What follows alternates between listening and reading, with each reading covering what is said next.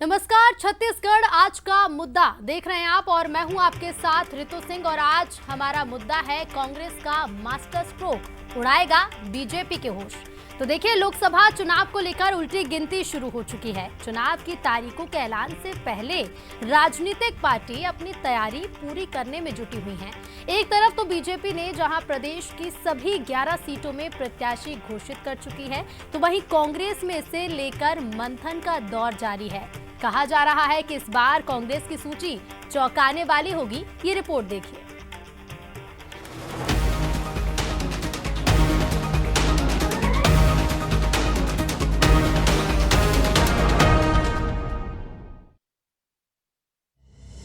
लोकसभा चुनाव की तैयारियों में छत्तीसगढ़ में बीजेपी उम्मीदवार घोषित करके एक कदम आगे निकल चुकी है। कांग्रेस भी प्रत्याशी चयन के आखिरी दौर में चल रही है। बीजेपी की सूची आने के बाद कांग्रेस अपनी रणनीतियों में भी बदलाव करने जा रही है। कांग्रेस अपने कई बड़े नेताओं को लोकसभा चुनाव में उतारने जा रही है। रायपुर लोकसभा से रविंद्र चौबे, महासमुंद लोकसभा से उमेश पटेल, धनेन्द्र साहू, दुर्ग लोकसभा से ताम्रध्वज साहू, राजनांदगांव लोकसभा से भूपेश बघेल, बस्तर लोकसभा से दीपक बैज, मोहन मरकाम, रायगढ़ लोकसभा से अमरजीत भगत, कोरबा लोकसभा से ज्योत्सना महंत, चरणदास महंत। हालांकि कांग्रेस रणनीति में किसी भी तरह के बदलाव से इनकार कर रही है। भूपेश बघेल का कहना है कि जो पीईसी और सर्वे में नाम है उसी पर मुहर लगेगी। नहीं, उसमें कोई बदलाव नहीं होगा। जो हमारे कैंडिडेट हैं वो हमारे कैंडिडेट होंगे और जो पीसी में नाम गए हैं, सीसी में जो स्क्रीनिंग कमेटी में जो नाम है और जो सर्वे में नाम आएगा उसी पर फाइनल होगा। दिल्ली में कांग्रेस स्क्रीनिंग कमेटी की बैठक के बाद इस बात के कयास लगाए जा रहे हैं कि जल्द ही कांग्रेस की सूची सामने आ सकती है। कांग्रेस की लिस्ट पर तंज कसते हुए कैबिनेट मंत्री टंकराम वर्मा ने कहा कि कांग्रेस के पास प्रत्याशी नहीं है, कोई लड़ने को तैयार नहीं है। कांग्रेस के पास प्रत्याशी नहीं है, वह तो कोई लड़ने के लिए तैयार ही नहीं है। धर पकड़ के उसको लाया जा रहा है। अब देखिए, रायपुर में बृजमोहन अग्रवाल का नाम सुनते ही सांप सूंघ गया है।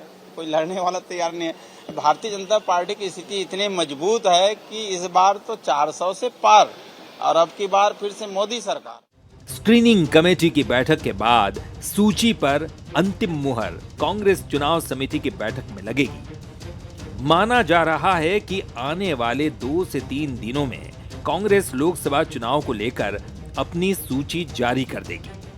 कांग्रेस का दावा तो यही है कि उसकी सूची आने के बाद बीजेपी बैकफुट पर होगी। फिलहाल पहले कैंडिडेट घोषित करके बीजेपी ने मनोवैज्ञानिक बढ़त बना ली है। कांग्रेस मास्टर स्ट्रोक खेलकर बीजेपी की बढ़त को काउंटर करने की तैयारी में है। शिखर देवांगन, बंसल न्यूज, रायपुर। तो चलिए, कांग्रेस का मास्टर स्ट्रोक और उड़ाएगा बीजेपी के होश, इसी पर हम चर्चा करेंगे। बीजेपी पूर्व विधायक श्रीचंद सुंदरानी जी हमारे साथ जुड़ रहे हैं, कांग्रेस संचार प्रमुख सुशील आनंद शुक्ला जी जुड़ रहे हैं और वरिष्ठ पत्रकार हैं राम अवतार तिवारी जी जुड़ रहे हैं। आप तीनों का ही स्वागत है बंसल न्यूज पर। और राम अवतार जी, सबसे पहले आपसे ही मैं समझना चाहूंगी, क्योंकि विधानसभा चुनाव में भी बीजेपी ने पहले प्रत्याशियों को मैदान में उतारा, फायदा भी देखने को मिला। लोकसभा में भी प्रत्याशियों को उतारने में लीड लेती हुई बीजेपी नजर आ रही है। कांग्रेस के सामने किस तरह की चुनौतियां देख रहे हैं आप? भाजपा का विधानसभा चुनाव में प्रयोग सफल रहा। पहले प्रत्याशी उतारने का उनको जीत मिली, इसलिए वो उस रणनीति के तहत ही लोकसभा में प्रत्याशी की घोषणा किए हैं। प्रत्याशी आमतौर पर जो अलग अलग तरीके से विचार विमर्श करके उन्होंने किया है। सारे सांसदों का टिकट कटा, 2 को छोड़कर नया प्रत्याशी दिए हैं, दिग्गजों को उतारा है। तो एक बेहतर रणनीति जाति समीकरण बनाते हुए उन्होंने किया है। इसलिए भाजपा केंद्र में है, राज्य में है, उनको ये लग रहा है कि अब ज़्यादा से ज़्यादा सीट मिल सकती है। अब असली चुनौती जो है वो कांग्रेस के सामने है कि कांग्रेस की राज्य में हार हुई है, उसके बाद किस तरह की रणनीति और किस तरह के प्रत्याशी उतारते हैं। कांग्रेस के अपने वोट बैंक हैं। अगर विधानसभा का आकलन किया जाए तो एक कई जिलों में, कई लोकसभा क्षेत्रों में उनका प्रभावकारी भूमिका है। अब वो भूमिका में प्रत्याशी किस तरह होता है, संगठन कैसे सक्रिय होता है और कैसा, जो आप मास्टर स्ट्रोक बोल रहे हैं, वो मार पाते हैं या नहीं मार पाते। क्योंकि पिछला अगर 3-4 लोकसभा चुनाव देखेंगे तो अपेक्षाकृत भाजपा को सफलता मिलती है। इस बार क्या होता है स्थितियां, जो क्योंकि छत्तीसगढ़ में खुद विधानसभा चुनाव में मोदी की गारंटी चल गई, तो लोकसभा में तो मोदी के नेतृत्व में चुनाव हो रहा है। ऐसे में क्या स्थिति बनती है, जनता का मूड क्या है, क्या महंगाई के मुद्दे पर है, बेरोजगारी के मुद्दे पर है, या और जो भारत की अर्थव्यवस्था है उस मुद्दे पर, तो जनता का रुख किस मुद्दे पर है। हिंदुत्व का कार्ड चलता है। जब 2018 के चुनाव भी हमने देखे थे, उस वक्त विधानसभा में कांग्रेस को लीड मिली थी, लेकिन 2019 में वो लीड कांग्रेस के पास नहीं रही। अब 23 और 24 में क्या होता है ये तो आगे देखना होगा। सुंदरानी जी, आपके पास में आ रही हूँ। 2023 में तो आपने अच्छा प्रदर्शन किया, पहले कैंडिडेट्स को मैदान में उतार दिया, उनके पास समय भी ज्यादा था जनता तक पहुंचने का और वो फायदा भी मिला, लेकिन क्या वही रणनीति इस बार भी आपको 24 में जीत दिलाएगी? देखिए रितु जी, पहले तो मैं आपका जो स्लोगन है कि कांग्रेस का मास्टर स्ट्रोक उड़ाएगा भाजपा के होश जी, कांग्रेस के पास कोई कैंडिडेट नहीं है रितु जी। कांग्रेस को कैंडिडेट मिल नहीं रहे 11 सीटों पे, लड़ने की स्थिति में कांग्रेस पार्टी है नहीं। और जहां तक भारतीय जनता पार्टी का सवाल है, निश्चित रूप से भारतीय जनता पार्टी ने विधानसभा में भी पहले उम्मीदवार घोषित किए थे, हमको परिणाम भी बेहतर मिले। लोकसभा में भी हमने अपने प्रत्याशी समय पे उतार दिए। कांग्रेस पार्टी स्क्रीनिंग कमेटी की बैठक के नाम से टल रहा है मामला, और मुझे तो लगता है हमेशा की तरह कांग्रेस पार्टी उस दिन तक उम्मीदवार घोषित नहीं कर पाएगी जिस दिन आखिरी दिन होगा, उसी दिन जाके नामांकन भर देते हैं, किसी को भी चुनाव लड़ाना है। इनके वरिष्ठ नेताओं पे दबाव बनाया जा रहा है, लेकिन कोई भी इनका वरिष्ठ नेता चुनाव लड़ना नहीं चाहता। इसलिए भारतीय जनता पार्टी को इनसे कोई खतरा नहीं, न नौमन तेल होगा न राधा नाचेगी, यानी कि किसी तरह की चुनौती बीजेपी नहीं मान रही है।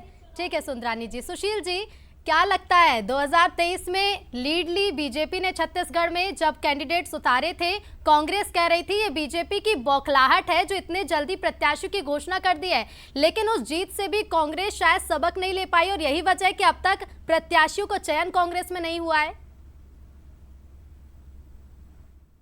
देखिए रितु जी, भारतीय जनता पार्टी ने अपने प्रत्याशी घोषित कर दिए हैं, उनका अपना मसला है। हम भारतीय जनता पार्टी को देख के अपना प्रत्याशी थोड़ी घोषित करेंगे। हमारा सिस्टम है, हमारी चुनाव समिति की बैठक हो चुकी है 3 बार, 2 बार स्क्रीनिंग कमेटी की बैठक हो गई है। आज भी जब दिल्ली में हम यहाँ पे चर्चा कर रहे हैं, दिल्ली में कांग्रेस की स्क्रीनिंग कमेटी की बैठक चल रही है। पार्टी का सिस्टम है, हमारे पास योग्य उम्मीदवारों की बहुलता है, उसमें सर्वोत्तम का चयन करना है। हमें भारतीय जनता पार्टी के समान, जैसे रायपुर में माननीय ज्यादा उम्मीदवार हो गए, उम्मीदवार ज्यादा हो गए, इसीलिए समय लग रहा है कांग्रेस को। नहीं, निश्चित तौर पे हमारे पास में उम्मीदवारों की संख्या है, एक एक नाम पे विमर्श किया जाना है और उसमें विमर्श चल रहा है। सिस्टम है पार्टी का, हमारी प्रदेश चुनाव समिति बैठक होती है, 3 बार बैठक हो गई, स्क्रीनिंग कमेटी की बैठक हो गई है।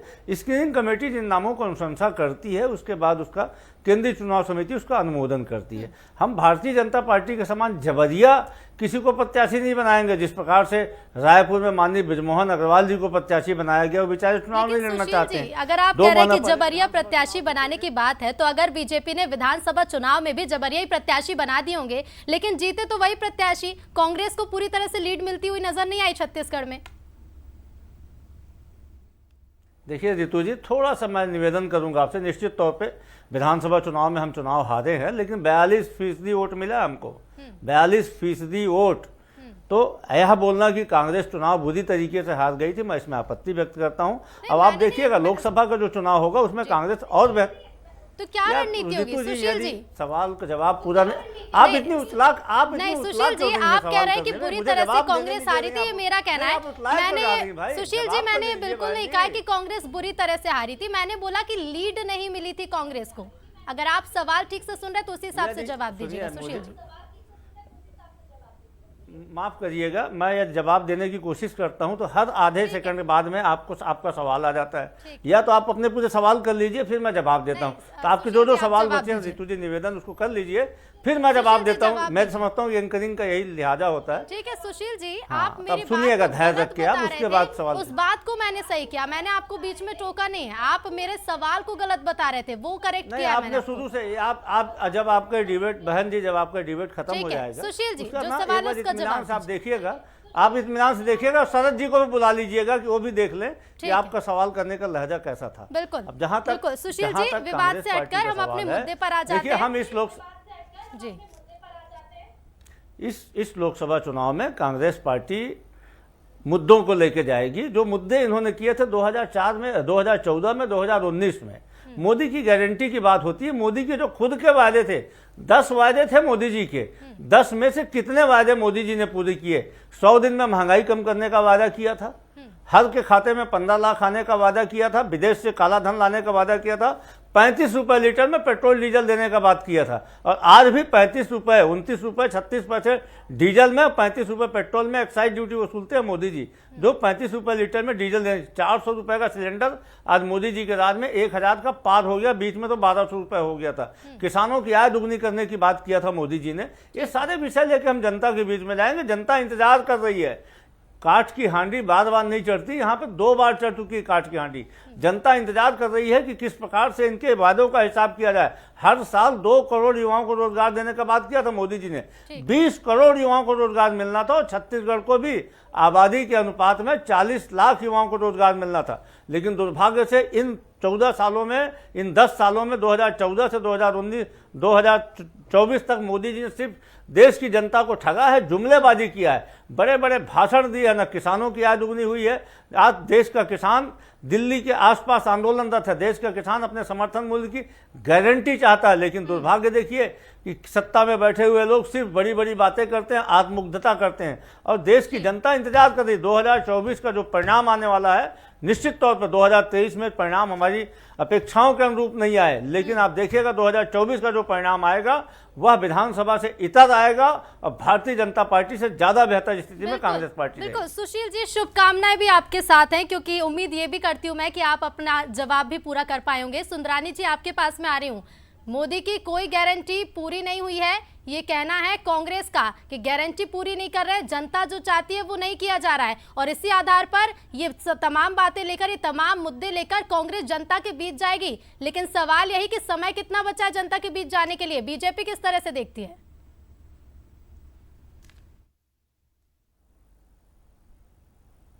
देखिए, बीजेपी निश्चित रूप से गंभीरता से चुनाव लड़ेगी। कांग्रेस पार्टी के पास कुछ नहीं है। कांग्रेस पार्टी चुनाव लड़ने की स्थिति में नहीं है, इनके कैंडिडेट इनके पास नहीं है। हमें कांग्रेस पार्टी से कोई खतरा नहीं है। हम 11 की 11 लोकसभा सीटें प्रधानमंत्री आदरणीय नरेंद्र मोदी जी के नाम से हम जीतेंगे। रितु जी, आप निश्चिंत रहिए, यहाँ की 11 की 11 लोकसभा सीटें भाजपा की झोली में जाएगी, यहाँ की जनता देगी, क्योंकि हमने विधानसभा में 3 महीने में ही सारे वादे जो मोदी जी की गारंटी के थे पूरे किए हैं। ये कितनी भी बात कर लें, कि 15 लाख की बात कर लें, आप अगर केंद्र सरकार की रोजगार देने की बात करें तो 18 लाख लोगों को रोजगार, 18 करोड़ लोगों को मुद्रा बैंक के माध्यम से रोजगार देने का काम किया। गैस सिलेंडर की बात करें, उज्ज्वला गैस कनेक्शन के माध्यम से महिलाओं को गैस सिलेंडर देने का काम किया। 500 रुपए में गैस सिलेंडर छत्तीसगढ़ की सरकार वादों देने की वाली बात कर रहे हैं, आप दावे कर रहे हैं, ठीक है, वो काम किए गए होंगे, लेकिन दूसरी ओर हम देख रहे हैं, देखिए महंगाई भी बढ़ती जा रही है, आम जनता तो परेशान है ना। आप ठीक है कुछ वादे पूरे कर भी देते हैं, लेकिन कई गारंटी ऐसी हैं जो अभी भी पूरी नहीं हुई होंगी, और उन्हीं गारंटियों को लेकर कांग्रेस सवाल उठाती है। रितु जी, आप किस महंगाई की बात कर रहे हैं? आप पिछले 3 महीने में अगर आंकड़े देखें, दाल के दाम कम हो गए, सब्जियों के दाम कम हो गए, चावल के दाम कम हो गए, तेल के खाने का तेल, उन्हीं सब्जियों के कम दाम, उन्हीं चीजों के कम दाम कांग्रेस को नजर नहीं आए, और यही वजह है कि बीते दिनों प्रदर्शन भी देखने को मिला था महंगाई को लेकर। रितु जी, कांग्रेस को कुछ नजर नहीं आता। कांग्रेस ने अपने आंखों पे पट्टी बांध रखी है। न उनको कांग्रेस पार्टी इतनी मदमस्त हाथी पे सवार थी, 71 सीटें थी विधानसभा में, क्या हालत हो गई, 35 सीटों पे सिमट के रह गई कांग्रेस पार्टी। ये इतने घमंड में रहते हैं। आज भी इनके राजकुमार जो हैं उनको लगता है कि दुनिया उनके पीछे चल रही है। वे कितनी भी पद यात्राएं कर लें, लेकिन जनता का समर्थन उनको नहीं मिलेगा, क्योंकि उनको एक सुंदरानी गंभीर जी नेता मेहनत के रूप में हालांकि जनता दोनों ही दल मानती करते हैं, और ऐसे में समर्थन किसका मिलेगा जनता को, क्योंकि 18 में कांग्रेस जब विधानसभा चुनाव जीत जाती है लेकिन लोकसभा का बहुमत छत्तीसगढ़ में प्राप्त नहीं कर पाती, ज्यादा सीटें नहीं जीत पाती है, तो 23 और 24 में परिणाम एक जैसे होंगे ये गारंटी भी नहीं दी जा सकती। राम अवतार जी, किस तरह से देखते हैं आप, क्योंकि देखिए राहुल गांधी की भारत जोड़ो न्याय यात्रा भी चल रही है, छत्तीसगढ़ के 5 लोकसभा सीटों को इस यात्रा ने कवर किया, और इन सीटों पर खासकर हम बात करें बीजेपी और कांग्रेस की स्थिति की, तो बीजेपी के सामने किस तरह की चुनौतियां और कांग्रेस के सामने किस तरह की चुनौतियां हैं? देखिए, राहुल गांधी के यात्रा से निश्चित तौर पर कांग्रेस के कार्यकर्ताओं को उत्साह आया है। वो एक संदेश देने की कोशिश की है उन्होंने कि केंद्र सरकार की जो योजना है वो किस तरह है, महंगाई है, बेरोजगारी है, पूंजीपति, वो एक मुद्दों पे अपनी जनता की राय लेने की कोशिश कर रहे हैं, जनता के बीच जा रहे हैं। तो एक व्यक्तिगत तौर पर अगर राहुल गांधी की इमेज है वो अच्छी हुई, ये मान सकते हैं। अब पार्टी को इसमें कितना फायदा होगा लोकसभा चुनाव में, जनता इस जो समस्या है उस पर किस तरह से रुख लेती है वो एक दूसरी बात रहेगी। दूसरी बात देखें, अगर आप चुनाव के दृष्टिकोण से, चुनाव में भाजपा जो है राष्ट्रवाद और हिंदुत्व के भरोसे उतर रही है, अपने कामकाज के जो मुद्दे हैं उन मुद्दों को प्रचार तो कर रही है, मगर उससे जनता को कितना फायदा हुआ है, कितना वो प्रमुखता से बातें कह रहे हैं, ये बातें गौण हैं। अभी जो निचले तौर पर अगर देखेंगे तो हिंदुत्व, राम मंदिर का मुद्दा जिसके सहारे हो, राष्ट्रवाद जिसके सहारे है, संगठन की उनकी एक क्षमता है, संगठन की उनकी एक विशेषता है, उसके जरिए वो लोकसभा चुनाव में उतरने की कोशिश कर रहे हैं और मजबूती के साथ लड़ रहे हैं, एक बड़ा मजबूत नेतृत्व के। तो इस समय कहीं ना कहीं भाजपा आगे दिखती है उन लड़ाइयों में, प्रचार में, प्रसार में। अब उसमें जनता का क्या मूड है, जनता की जो समस्याएं हैं उस समस्याओं को लेकर उसकी राय क्या है, उनके बीच संदेश क्या है, क्योंकि अभी सोशल मीडिया का जमाना है, इलेक्ट्रॉनिक मीडिया का जमाना है। कहाँ रह रही है कांग्रेस की ओर से, अगर हम बात करें कहाँ कमी कर रही है? जी राम अवतार जी, आपसे मैं पूछ रही हूँ कि कांग्रेस आखिर कमी कहाँ कर रही है जो बीजेपी लीड लेती हुई नजर आती है? यार, छत्तीसगढ़ के लिहाज से देखेंगे, चाहे राष्ट्रीय लिहाज से देखेंगे, तो एक मजबूत नेतृत्व तो है, एक प्रभावकारी उनके पास मुद्दा है, एक संगठन है, तो उसके जरिए वो जाना चाह रहे हैं। और इसके अलावा उनकी एक रणनीति है, वो रणनीति किसी एक ही मुद्दे पर नहीं है, चाहे वो धर्म के मुद्दे पर, चाहे आर्थिक मुद्दे पर, चाहे संगठन के मुद्दे पर, चाहे वो विरोधियों से निपटने के मुद्दे पर, तो हर मुद्दे पर वो अलग अलग चौतरफे तरीके से हमले की कोशिश में लगे हैं। दूसरी तरफ अगर देश भर में देखेंगे तो कांग्रेस का जो नेतृत्व है वो अकेले राहुल गांधी लड़ते हुए दिख रहे हैं, बाकी के जो नेता हैं वो इस तरह की लड़ाई नहीं लड़ रहे हैं। जो जिस तरह के अन्य गठबंधन है, गठबंधन के जो नेता हैं वो लड़ाई लड़ रहे हैं, उनके बीच उलझा हुआ है गठबंधन, तो इसलिए जो नेतृत्व है कहीं न कहीं बिखरा हुआ है। उसको जनता के जुड़े समस्याओं, जैसे किसान के मुद्दे हैं, उस मुद्दे पे किसान आंदोलन कर रहे हैं, बेरोजगार के मुद्दे हैं, बेरोजगारी के मुद्दे हैं, आर्थिक कई मुद्दे हैं और कई ऐसी चीजें हैं जिन पर काम करने की जरूरत भी है। सुशील जी, आपके पास में आ रही हूँ, एक बार में सवाल करूंगी और उम्मीद भी यही करूंगी कि आप अपना जवाब भी दे पाएं। 23 में हमने देखा आपके जितने मंत्री मैदान में उतरे, जीत हासिल उतने नहीं कर पाए, परिणाम बेहतर नहीं रहे, तो 24 में अगर दिग्गज मैदान में उतरेंगे, क्या गारंटी है कि ये दिग्गज 11 की 11 लोकसभा सीटें कांग्रेस के पाले में डाल देंगे? देखिए रितु जी, सब पहली बात तो यह है कि ये सारे के सारे 11 दिग्गज चुनाव मैदान में उतारे जा रहे हैं, ये सिर्फ कयासबाजी है। अभी पार्टी की स्क्रीनिंग कमेटी की बैठक चल रही है। फिर मैं बोल रहा हूँ कि 2023 23 के चुनाव में निश्चित तौर पे विधानसभा के चुनाव हमारी अपेक्षाओं के अनुरूप नहीं आए, लेकिन जो 2024 का लोकसभा का चुनाव होना है, यह चुनाव जनता की अपेक्षाओं के अनुरूप है। इसमें मोदी जी के उन वायदों का हिसाब होगा। ठीक है, सुंदरानी जी के लिए 24 रुपए का आटा आज 48 रुपए हो गया, मुद्दा नहीं होगा। सुंदरानी जी के लिए 120 रुपए का सरसों तेल 240 रुपए हो गया, मुद्दा नहीं होगा। ठीक है, 400 का सिलेंडर सुंदरानी जी के लिए 1200 मुद्दा नहीं होगा, ये सक्षम व्यक्ति हैं। ठीक है, सुंदरानी जी के लिए जो हमारी उज्ज्वला की बहनों के लिए जो गैस सिलेंडर उनके घर में पड़ा हुआ जो उसकी रिफिलिंग नहीं हो रही है, वो मुद्दा नहीं होगा। लेकिन यह आम आदमी का मुद्दा है। 1972 के बाद ये आज देश की बेरोजगारी दर सबसे ऊंचे पैमाने पे है, 8.5% के ऊपर है। यह देश के लिए मुद्दा है। भारतीय जनता पार्टी कितना भी धर्म का अफीम चखाए, वो अलग विषय है। निश्चित तौर पे आस्था धर्म एक अलग विषय है, राष्ट्रवाद एक अलग विषय हो सकता है। इसकी रौ में आप कितने मुद्दे हो, लेकिन देखिए समय भी कम है, जनता के बीच उन मुद्दों को ले जाने का समय भी कम बचा, और ऐसे में जरूरत भी है कि जल्द से जल्द कैंडिडेट्स भी मैदान में दिखाई दे। सुंदरानी जी, सुशील जी कह रहे हैं कि तमाम जो मुद्दे महंगाई के, ये आपके लिए, बीजेपी के लिए मुद्दे नहीं होंगे, लेकिन अगर कांग्रेस के दिग्गज मैदान में उतरेंगे तो क्या बीजेपी के लिए चुनौती बनते हुए नजर नहीं आएंगे? देखिए सुशील जी, पहली बात तो गलत आंकड़े पेश कर रहे हैं। 24 रुपए का आटा 28 रुपए की 48 रुपए की बात कर रहे हैं। 150 रुपए का सरसों तेल 250 रुपए की बात कर रहे हैं। मार्केट का इनको अंदाज है नहीं, खरीदी करने जाते नहीं, खरीदने जाते नहीं। अभी मेरे साथ चले, फोन लगा लीजिए, माइक चालू कर दीजिए, आपको पता लग जाएगा आटा क्या रेट है। 3 महीने में महंगाई भैया आपकी बात अलग है भाई, आप बड़े व्यापारी हैं। ठीक है, महंगाई जनता आपसे बेहतर जानती होगी। सुंदरानी जी, सुशील जी, बात अगर महंगाई की है तो महंगाई जनता बेहतर जानती है, और अगर महंगाई के आधार पर जनता वोट करेगी तो परिणाम भी हम सभी के सामने होंगे। फिलहाल आप तीनों का ही शुक्रिया हमसे जुड़ने के लिए और इस चर्चा में भाग लेने के लिए। तो देखिए, अगर कांग्रेस के दिग्गज मैदान में उतरेंगे, कांग्रेस की खास रणनीति होगी, लेकिन बीजेपी के लिए ये दिग्गज कितनी चुनौती बनते नजर आएंगे, और बीजेपी की उसके बाद क्या कुछ रणनीति देखने को मिलेगी और परिणाम किसके पक्ष में जाएंगे, ये आगे समय के साथ देखना होगा। फिलहाल आज का मुद्दा में इतना ही। देखते रहिए बंसल न्यूज। नमस्कार।